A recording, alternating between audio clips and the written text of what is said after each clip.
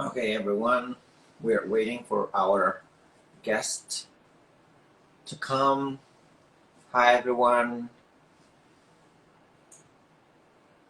I just sent you a request so you can join me, and I'm waiting for your coming in.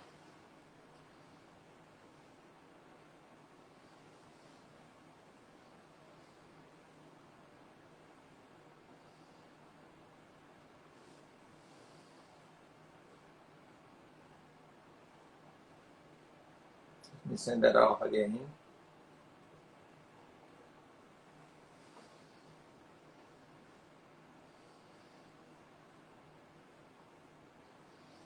I sent you another request.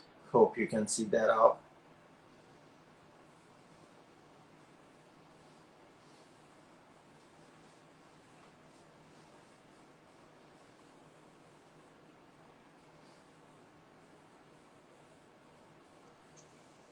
There. Hallo.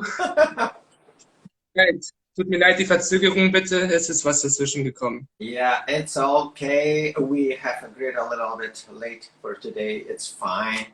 In the United States, anyway, it's too early. In Germany, it's still, a nice afternoon. So, how have you been? All good? Ja, etwas gestresst, aber es geht mir gut. Yeah, okay, I understand. Ich habe sehr viel zu tun. Yeah. Deswegen. So, guys, today we are going to have another session, online session, and this time is going to be about Schubert, Franz Schubert, and we have prepared something with Florian to talk about Schubert symphonies and what inspired Schubert most. So, yeah. What do we know about Schubert? Nun, Franz Schubert hatte ein sehr schweres Leben gehabt, ja. Mit 15 Jahren hat er seine Mutter verloren. Er war sehr arm auch, ja, sehr arm gewesen und hat sehr oft mit seinen Freunden zusammen musiziert. So entstanden auch sehr viele Kompositionen von ihm, ja. So Schubert had a very difficult life, Florian mentioned. It's a very hard, difficult life, as well as when he was 15 years of age, he lost his mom. And all of his music is practically related to being alone and having to struggle in his life completely alone. That's correct. Unfortunately, Schubert, so this is my part of saying, unfortunately, Schubert died when he was very young. So he had no even the chance to reach 40 years of age or 50 or 60 or 70. No, he was 30 years of age almost. Just a few years later, he died. Unfortunately, he got an infection at the time that was running, and yeah, obviously that caused his death. Interesting fact, Schubert wasn't known for his symphonic works. He was known as a composer who writes and mainly composing songs. Genau. In quartet. Der wurde der Kaiserkünstler bzw. Kaiserlieder, also der hat Lieder komponiert, über 600 Lieder. Yeah. Dafür war er bekannt. Ja, bitte? Dafür war er bekannt, für die Lieder. Der hat über 600 Lieder komponiert.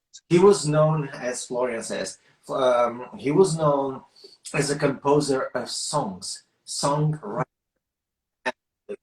Which is very interesting. He was also known for quartets or a chamber music, but never he was known at his time for his symphonies. Actually, he never had a chance to hear his own symphonies. Could you imagine? So he wrote all of his symphonies 1 through 9, which we consider 9 not to be exact the number of the great, because it says the great. But it says, it also considered that probably Schubert personally rewrite number 9, which was number 7 originally. And Yeah. because he was very infatuated and very, he was a fan, the biggest fan of Beethoven. So since Beethoven kind of set up a standards, every 9th symphony, there was even people who were thinking, oh my God, number 9 is some sort of, secretive number. There's something, kind of, no, there is no such thing done. But there were people who were very superstitious. So they kind of ended up thinking that if someone reached the number 9, after that, he will die. So there were composers who actually died after their 9 symphonies, but not everyone. So that's a little bit, with a stretch of a mind, we will think this is something, is going on here now. Actually, Beethoven didn't die after his 9th symphony. Beethoven started writing his 10th symphony, and after his first and second part of the 10th symphony, he died. So, so that's not a complete, there is no truth into, the so-called mystic or mysterious number 9. Not to mention, I don't like number 9. So Dvorak died after his 9th symphony, and a few composers died from natural causes or strokes or infections and stuff, but it has nothing to do with the number 9. So please don't freak out about that. But what Es gibt ja Komponisten, die 15, also Schostakowitsch hat 15 Sinfonien geschrieben und der Haydn über 100 Sinfonien, ja. Also die Zahl hat nichts damit zu tun. Es gibt viele, die nach der 9. Sinfonie gestorben sind, wie Mahler, Bruckner, Dvorak, Beethoven, in dem Fall auch Schubert, aber das ist mit der Nummerierung noch ein bisschen kompliziert. Es wird oft darüber diskutiert, auch in der Musikwissenschaft, wie die Nummerierung ist, was die vollendete Sinfonie ist. Das ist Nummer 7 in dem Fall. Oder die große C-Dur-Sinfonie oder The Great, die große. Also es ist immer eine Sache zwischen den Zahlen. Oft wird das nach den Jahreszahlen benannt. Zuerst wurde die C-Dur-Sinfonie geschrieben, dann die vollendete in H-Moll und später die große. Also, ne? Ja. Wir beide haben uns für die unvollendete Sinfonie, für die H-Moll-Sinfonie jetzt beschäftigt, ja. Und wollen noch ganz kurz darüber diskutieren. Oder übersetzt das vielleicht mal kurz, bevor das zu lang wird. Yeah. So he is just mentioning that other composers like Haydn has 104 symphonies. Shostakovich has 15 symphonies, wrote 15 symphonies, and many other composers, they have way more symphonies in numbers than number 9, and they have died from different causes in different ways, so there is nothing. And there's also Schubert, as he mentioned, that the chronological aspect of the symphonies by Schubert are that he has, written the C minor, the one that is the great, the gross symphony, and then he went with the unfinished symphony that it's in H-Moll, which is B minor, which is actually his last symphony. So there is no reason to believe that he completed a 9th symphony in terms of numbers, but he didn't finish his 8th symphony, so that's not how it works in life. So, yeah, and wir wollten uns jetzt mit der unvollendeten Sinfonie ein wenig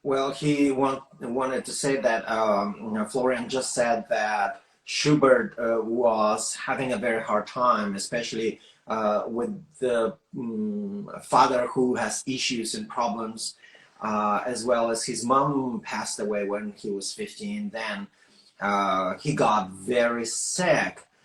His father was disapproving of him being a musician anyway. At age of 30, 31, he became so sick. It was the time when he wrote his unfinished symphony. He actually got infected with syphilis, as many composers and people in those days in Europe, they got infected, unfortunately. Like they said it's Beethoven and Schumann, but we are not certain about Beethoven and Schumann, about that. But Schubert is being known to have suffered from syphilis, and he eventually dies from, as the medicine and the medical health care at the time wasn't so advanced as it is now. But yeah, practically people were dying very young or not from this infections. Ganz genau. Yeah, so Bei der, yeah, I ja, want to say that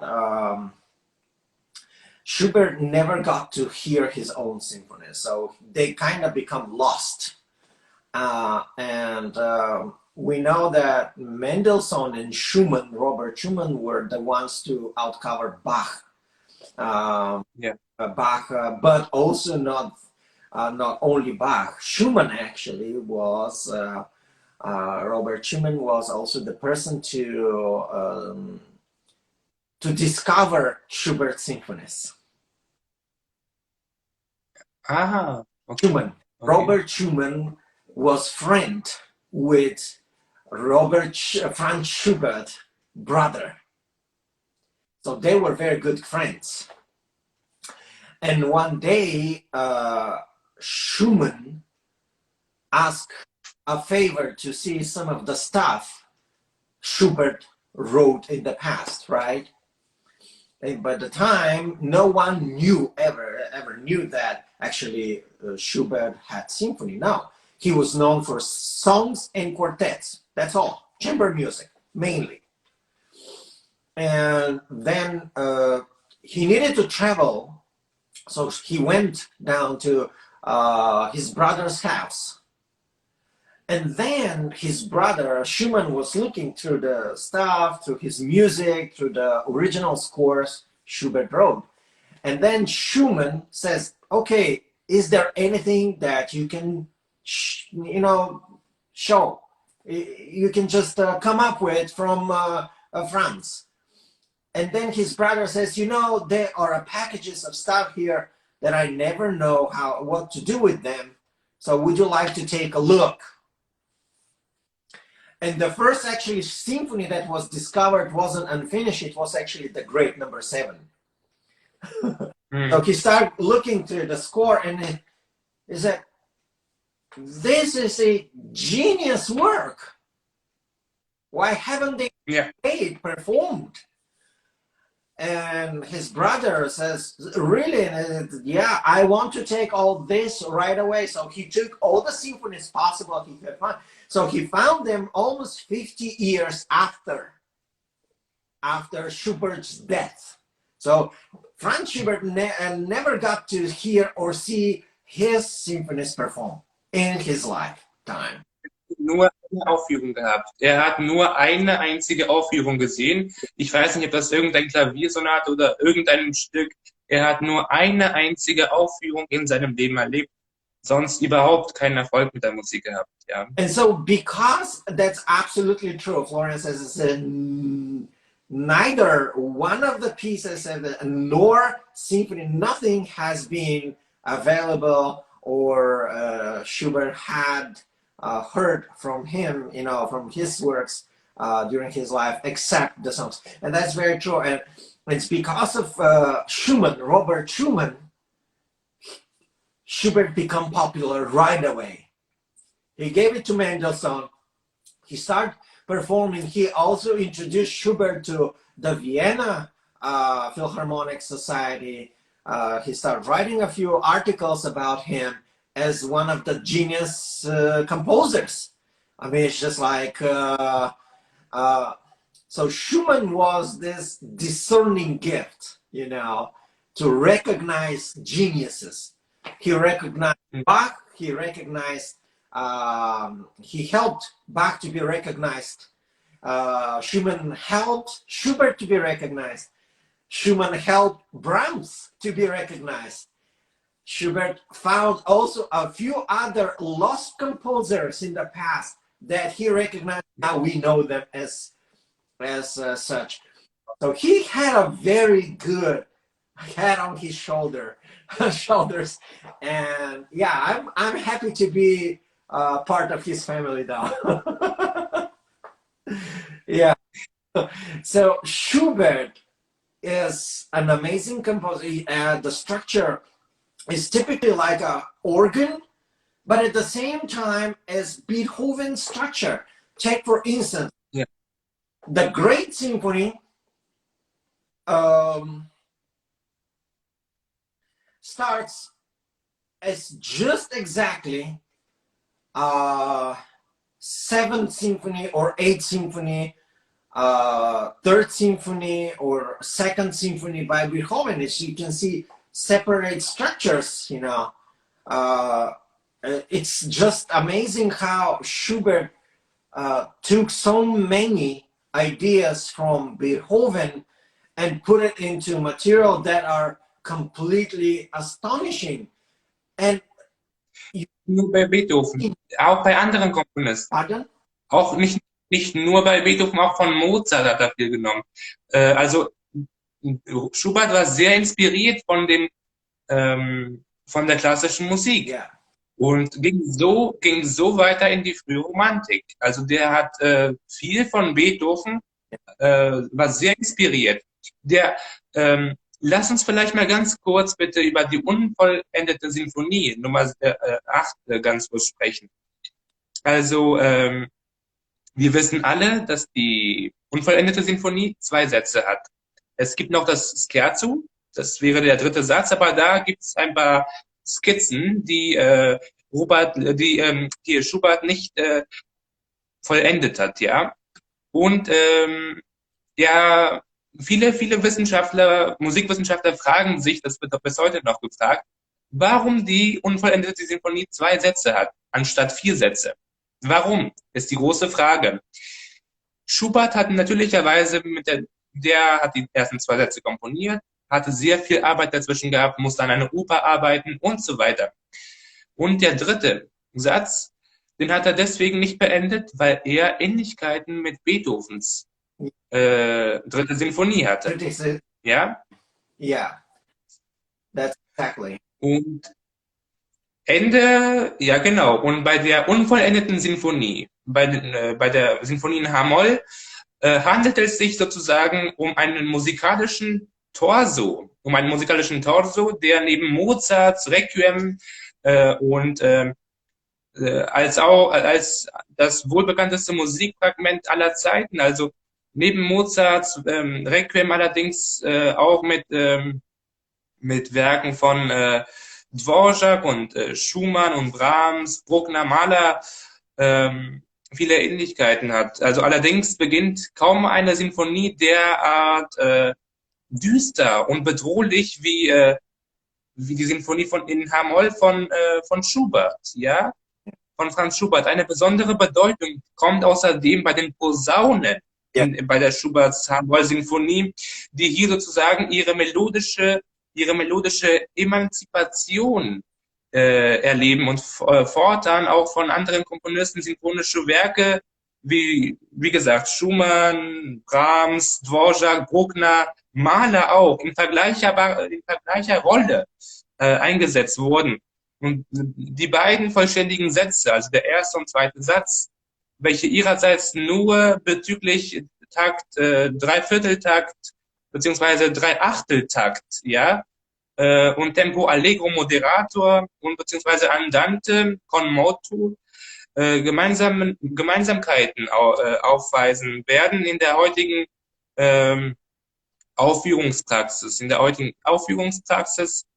meist auch im ähnlichen Zeitmaß interpretiert. Ja. Und die große Frage, die sich alle Musikwissenschaftler und Dirigenten und wie auch immer heute stellen, was ist mit den beiden anderen Sätzen? Es gibt nur 2 Sätze. Die Sinfonie war verdammt modern auch für die Zeit gewesen. Ja, die Sinfonie war, alle Leute dachten, wow, 2 Sätze, das gibt's doch nicht.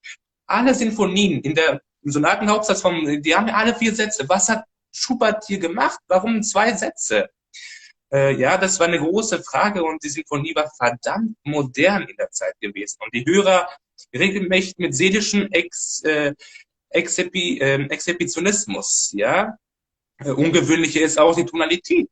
H-Moll, die Tonalität.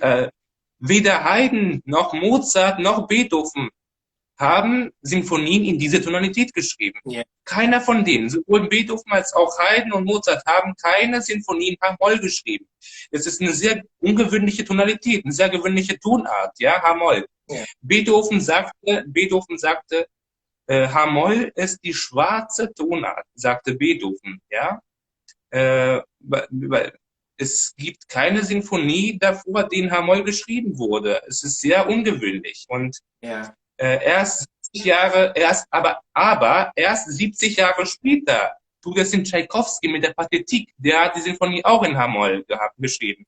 Aber viel später, erst 70 Jahre später tut es in Tschaikowski mit seiner Pathetik gleich noch ein großer, der war auch homosexuell, der Musikgeschichte. Beide Werke sind extrem düster, sowohl für Tschaikowskis Pathetik als auch Schuberts H-Moll-Sinfonie. Ja. Beide Werke sind extrem düster und schaffen es doch, die dunkelsten Momente der Musikgeschichte. Ja. Die dunkelsten Momente unmittelbar mit schönster Melodieseligkeit zu verbinden. Und düster ist es, wie gesagt, auch am Anfang der Sinfonie. Einstimmig beginnt die Sinfonie in der Tiefe. Das gab es noch nie davor. Das gab es noch nie. Und diese merkwürdige, einstimmige Thema sprengt auch die Form, die man sie von Beethoven her kennt. Man kennt sie von Beethoven her und bei ihm gibt es ein Hauptthema. Bei Beethoven gibt es ein Hauptthema und ein kontrastiertes Thema, Seitenthema, die wie soll ich sagen, die werden beide verarbeitet. Bei Beethoven gibt es ein Hauptthema und ein kontrastiertes Seitenthema. Und Schubert macht komplett was ganz anderes. Schubert verarbeitet nichts. Beethoven verarbeitet sowohl das Haupt- als auch das Seitenthema. Die werden beide verarbeitet, aber bei Schubert, bei Schubert, der verarbeitet nichts, der verarbeitet das Thema nicht. Stattdessen kommt der an die Ecke nur die Beleuchtung, ja, also stattdessen kommt der an der Stelle für die Verarbeitung vorgesehen ist, wieder mit einem sehr düsteren Einleitungsthema um die Ecke, nur die Beleuchtung ist diesmal eine andere. Also damit man das nochmal versteht, Beethoven steckt in seine Sinfonien ein Hauptthema und noch ein kontrastiertes Seitenthema. Und die verarbeitet er beide. Und Schubert hat zwar auch ein Seiten- und ein Hauptthema, aber er verarbeitet sie nicht. Stattdessen kommt er mit seinem düsteren Einleitungsthema um die Ecke. Nur die Beleuchtung ist eine andere, nur ein anderer Kontrast.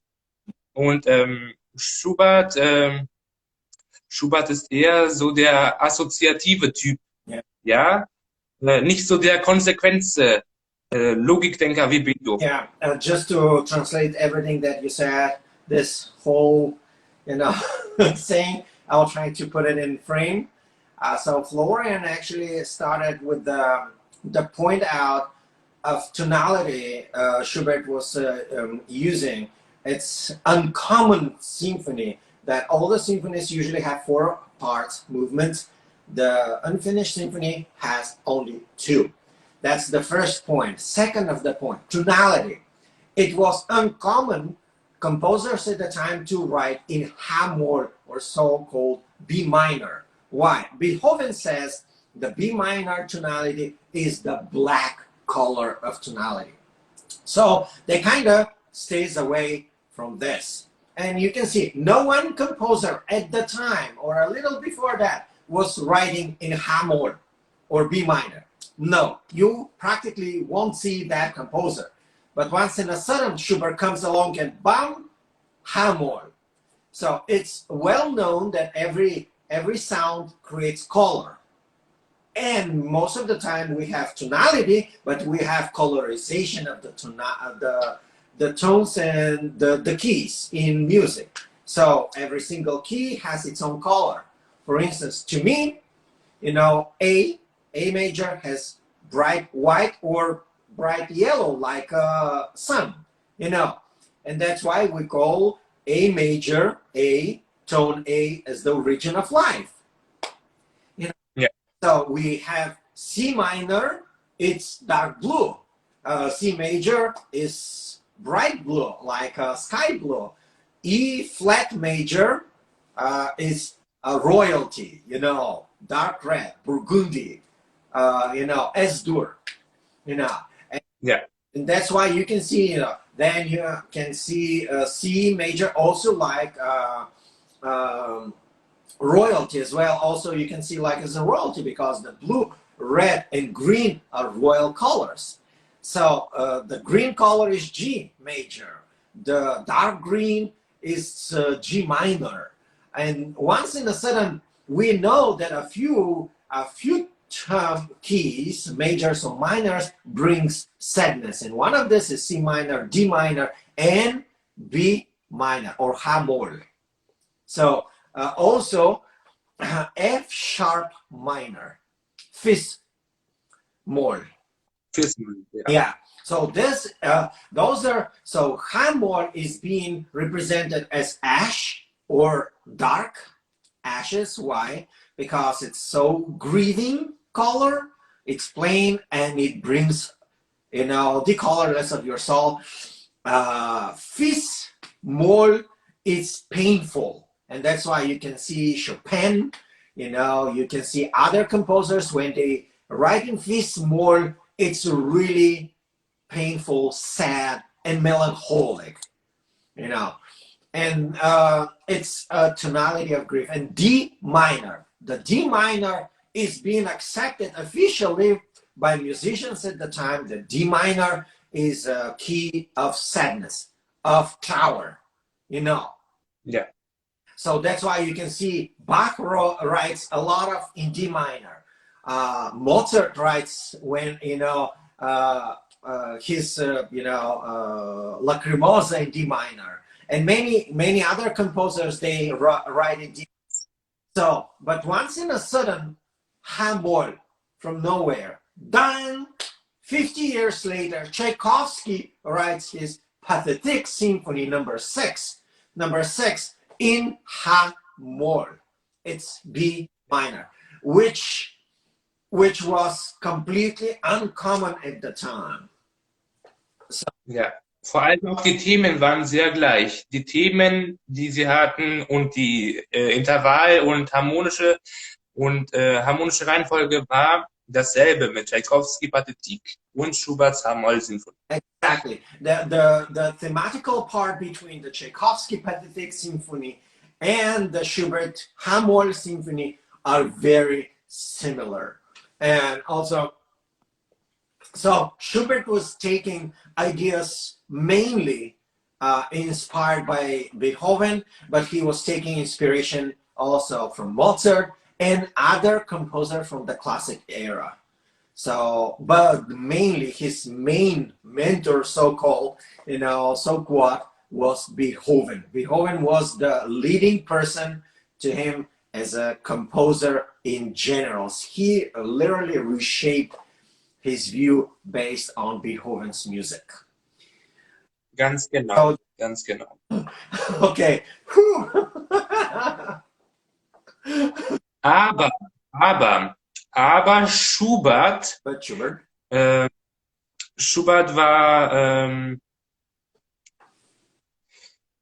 er war ein assoziativer Typ. composer, yes. He composed based on association. Genau, der war eher der assoziative Typ, nicht der Konsequenzen, nicht der konsequente Logikdenker wie Beethoven. Mhm. Eine Selbsterkenntnis, ein Selbsterkenntnis war ihn erstmal hat ihn sehr zum Schaffen gemacht, ja, zum Schaffen gemacht. Aber er hat einen Lösungsweg doch gefunden, indem er, indem er eine Musik schreibt, die sich, die sich offenbar endlos um sich kreist, endlos die ganze Zeit sich um sich kreist, dabei aber immer wieder mit Stimmungswechsel überrascht. Also Beethoven war der konsequente Logikdenker, da war Schubert aber der assoziative Typ. Aber Schubert hat einen Lösungsweg gefunden, indem er sich offenbar endlos sich um sich in dem Kreis dreht, endlos die Musik in dem Kreis dreht. Das heißt, immer wieder diese düstere, dabei immer wieder das gleiche Thema, immer wieder das düstere, aber indem er eine Musik mit dem Stimmungswechsel überrascht. Also eine andere Stimmung, vielleicht eine andere Dynamik oder ne, das gruselt einem fast beim Hören von der Heiterkeit, die Schuberts mit stockenden Pausen, extremen Kontrasten und verstörende Akzentverschiebungen. Ja, wer gehofft hat, nach dem zweiten Satz dieser Hamoll-Sinfonie einen Stimmungswechsel zu hören, muss sich leider enttäuschen, denn es geht immer weiter mit der apokalyptischen Wiener, apokalyptischen Wiener Melange aus Liebe und Schmerz, ja. Die Musik kreist, wie gesagt, kreist sich weiter um sich, auch wenn Schubert kleine Nuancen ausstreut, wie zum Beispiel die Flöte in dem zweiten Satz der Hamoll-Sinfonie für die Hoffnung als Symbol oder eine Melodie aus einem anderen Welt, doch die Idylle, also der harmonische Zustand bleibt trügerisch, also falsch. Vielleicht übersetzt du das erstmal bis hier. Yeah, so Florian was explaining to us about the structure of Schubert because he is an associative person who is doing his theme and little musical themes based on association. It's not like Beethoven has like a reason and consequences, but it's just like repetitive, like non-stop, never stop circle. And you can see the differences between Beethoven's. He will probably continues the melody while he will have a different, lots of rests. Also, Schubert will put accents that are strong. He will emphasize on the strong moments in a completely different way, which makes him so different from Beethoven or other composer at the time. This we can see in the brass section, in the Eighth Symphony. Pam, pam, pam, pam. That section, I do believe also, he puts accents in unusual places. Yeah. But at the same time, you can see this repetitiveness of the melody, like it's an endless circle, like an endless going on. And this very much reminds me, this Eighth Symphony especially, it comes as like a Passacaglia. This is a form of Passacaglia. Yeah. Because the Passacaglia, you have a main theme that it's going all the way through and constantly comes around. Constantly you can hear and comes around. It never ends practically. And it's the same with the Eighth Symphony. Like that's what Ja, ganz genau. Ganz genau, aber mit ein paar Stimmungswechsel, Dynamik, Kontrasten oder andere Tonalitäten So oder that Akzente. brightness, color, sections that interpret every section has its own meaning, you know, and the tonality itself tells you what actually is going on. Ganz genau. Und dieser Kreis, dieser Kreis, was sich immer wiederholt, ja, Yeah, ähm, das hat auch verschiedene Symbole, ja. Und in der zweiten Sinfonie, bei uns hier in A-Moll, das wiederholt sich auch. Und wer gehofft hat, also es gibt viele, die gehofft haben, yeah, dass es eventuell eine andere Stimmung ist, aber da ist es eine Enttäuschung, äh, muss ich enttäuschen, denn es geht weiter mit der apokalyptischen Wiener Melange aufs Liebe und Schmerz, aufs Liebe und Schmerz und die Musik kreist sich, wie gesagt, immer weiter um sich, auch wenn Schubert kleine Oasen ansteuert, wie zum Beispiel die Flöte, habe ich gesagt, für die Hoffnung als Symbol yeah, und ja, eine Melodie, eine Melodie wie aus der anderen Welt, eine Melodie wie aus einer anderen Welt, doch doch die Idylle, also der harmonische Zustand, bleibt trügerisch, also falsch, kann man sagen, ja. Und kaum hat man diese bezaubernde Melodie im Ohr, bricht das so wieder mit einer Katastrophe dann sofort, also es war eine andere Melodie aus einer anderen Welt, es bricht sofort mit einer Katastrophe los, äh, mit den unheilbar dröhnenden Posaunen. yeah, Die Posaunen haben das Thema dann und es ist eine Todesmusik, kann man sagen. Es ist eine komplett andere Katastrophe. Dynamik Dynamik von Mezzo forte zu Fortissimo. yeah, Die Posaune ist das Hauptthema und es ist eine komplett andere Melodik, ja. yeah, Und Eduard Hanslick, ja, yeah, der berühmte Dirigent hat mal gesagt und Komponist hat mal gesagt, wenn nach ein paar Takten die Klarinette und die Oboe ganz am Anfang der Musik, einstimmig ihren süßen Gesang über den ruhigen Gemurmel der Geigen, der Violinen anstimmt, da kennt auch jedes kleines Kind den Komponisten Franz Schubert. Ähm, yeah. weil das beginnt, in dem ersten Satz beginnt das. Da, da, da, da, da, da. Die Melodie, was die Klarinette und die Oboe spielt. Da, da, da, da, da, da, da, da, da. Und die Geigen haben dazu die Melodie. Und jedes Kind würde dann sofort wissen, okay, von der Melodie weiß ich ganz genau, es ist Franz Schubert. Okay, vielleicht erstmal ein bisschen. So here we are talking also about the thematic aspect. He is telling that um, Schubert practically was putting uh, the structure in a way that represents a very deep sadness and this constant difficulties in life. And there is this theme in flutes that is a symbol of hope. You know, comes raised as a hope, and also the clarity that comes with the trombone. It's something from a complete another. The structure that comes, it's from completely another world, from completely out of this world, not something that comes in the earth, but out of the earth.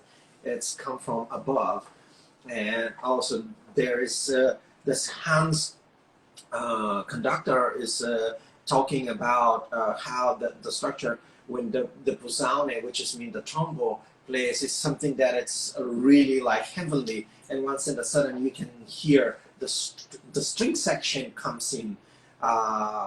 It's something that is very typical and absolute, absolute, absolute. Uh, um, the absolute writing science of Schubert's way of expressing the difference. It's like something is happening, like a catastrophe, you know, it's like catastrophical, like apocalyptic, seriously. And then you hear the, you know, the brass section comes and the string section is just like out. It's complete new. It's complete, you know, something that only Schubert has gotten to this point to emphasis to make it true. Yeah.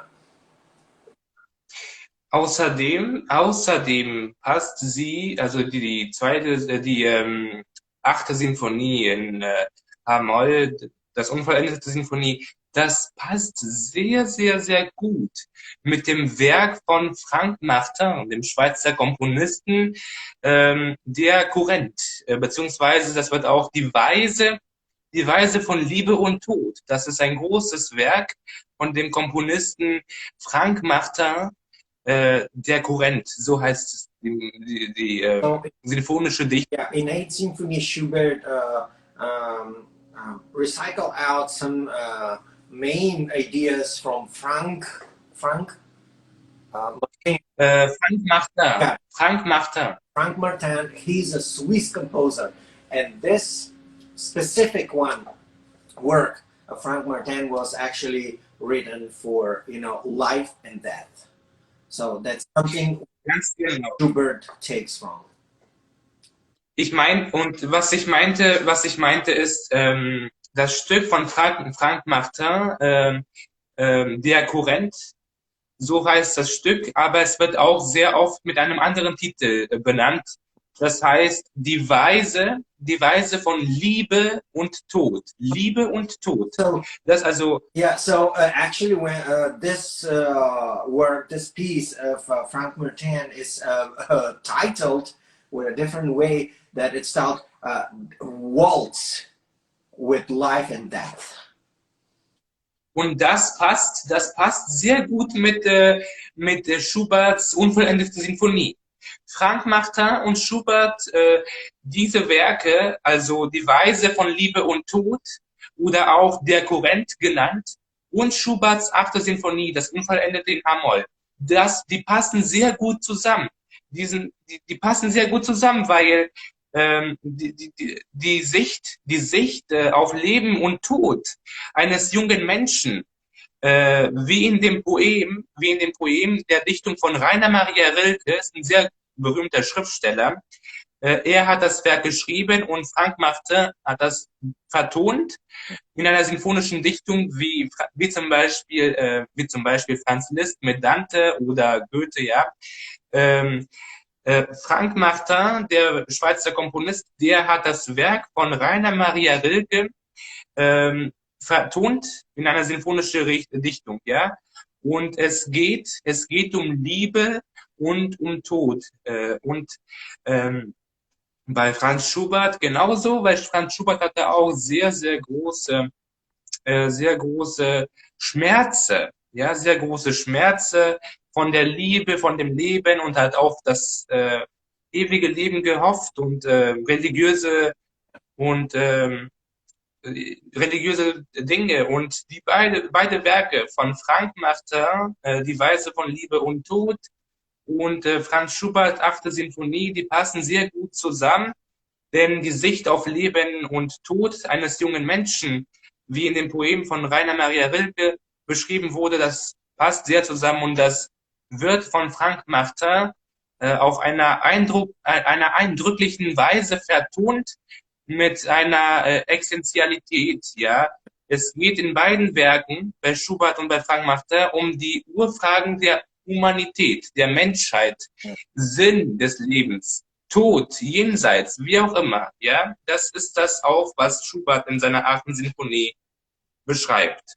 The 8th Symphony by Schubert and Frank Martin piece, the waltz of life and death, it's very much overlap to each other. They kind of being put it together in a very good synchron, like, you know, they become together very well as the ideas. Why? Because Frank Martin is talking about the existential questions about life and that, while while Schubert also talks about life and that as a Christian, as a person, for all mankind, those are existential questions everyone of us and people around ask. What is life? What is death? And this is being very well put in this work. Waltz, like a dance, waltzing, a waltz of life and death, as well as the same structure and same way Schubert wrote his Eighth Symphony, based on, the question about life and death. This is something. Hast du Tanz gesagt, Walzer? Yeah. Tanz? Yeah. Du hast mich missverstanden vielleicht. Nein, es ist kein Walzer, es ist eine sinfonische Dichtung. Eine sinfonische Dichtung. Ich meinte die Weise.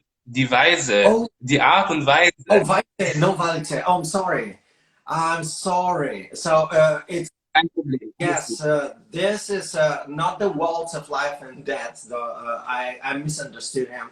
So it's about the clarity, about understanding, the knowledge about life and death. Ganz genau, ganz genau. Es ist eine sinfonische Dichtung, eine Sometimes the Sinfonie. connection does not reproduce well words. I have to. Okay, tut mir leid. Yeah.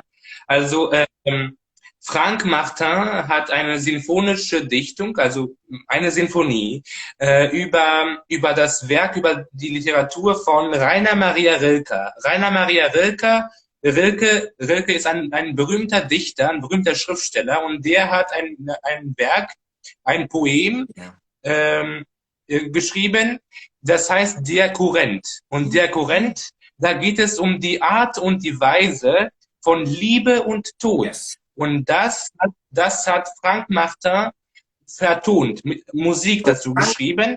Und, a poem that was written by another librettist who wrote a poem based on knowing life and death. And so he made a symphonic work, a symphony that was based on this poem. What was the writer? You remember? Rainer Maria Rilke. Yeah, Rainer Maria Rilke. Oh, I really don't know how to pronounce that, even though. So based on Rainer Maria Rilke poem, Martin wrote the symphony. That's a symphonic work based on knowing life and death. And so as it is, in the same manner, Schubert wrote his Eighth Symphony, which are very much duplicate, very much kind of inspired by.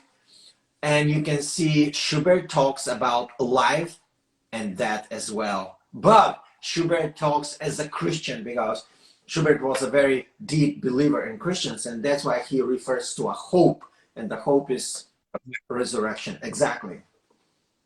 Ganz genau, es geht auch um Liebe, weil auch das Werk von Rainer Maria Rilke, da geht es um die Art und Weise der Liebe und Tod und das Leben. Es geht auch um die Urfragen der Humanität, des Menschen. Es geht um die Urfragen, Sinn des Lebens. Warum leben wir? Was ist das Sinn des Lebens? Oder von Tod, wenn wir sterben, gibt es dann irgendwas anderes? Es gibt das jenseits um die Urfragen der Humanität. Und sowohl Frank Martin, der Schweizer Komponist, als auch Franz Schubert, die beiden haben sich mit den Sachen beschäftigt. Und die Werke, die Kompositionen, die Sinfonien, die Sinfonie Nummer 8 von Schubert, als auch die sinfonische Dichtung von Frank Martin, Der Kurrent, so heißt es.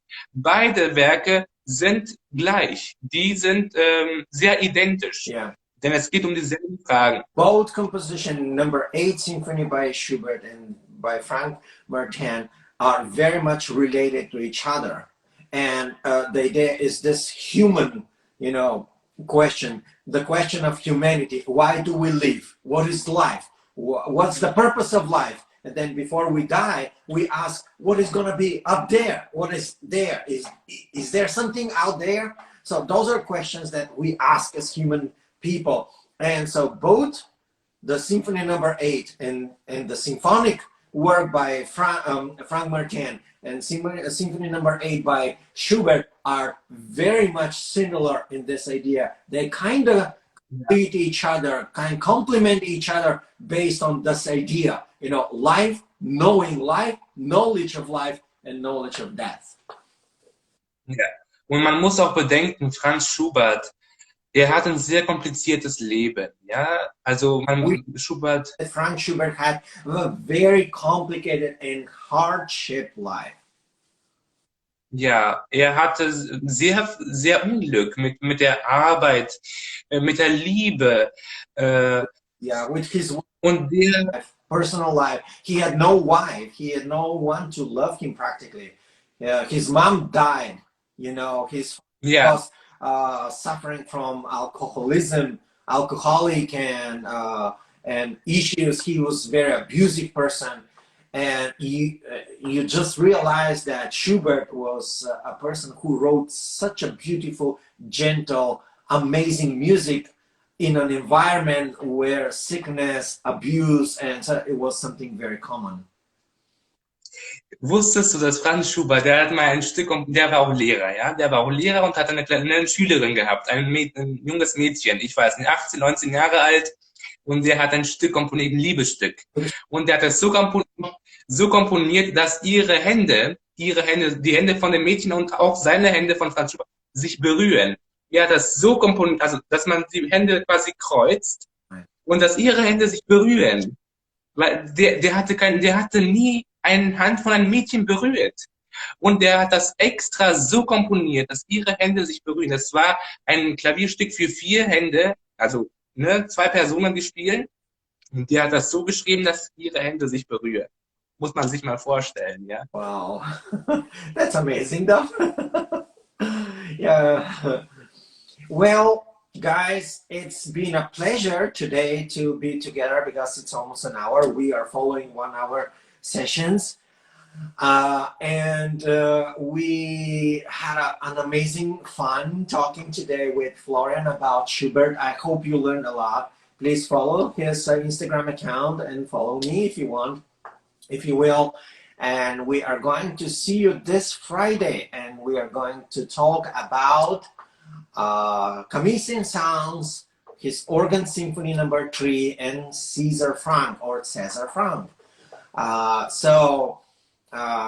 Please feel free to put some comments, and we are very happy to have you, and wish you the best day today. And talk soon. Tschüss. Cheers.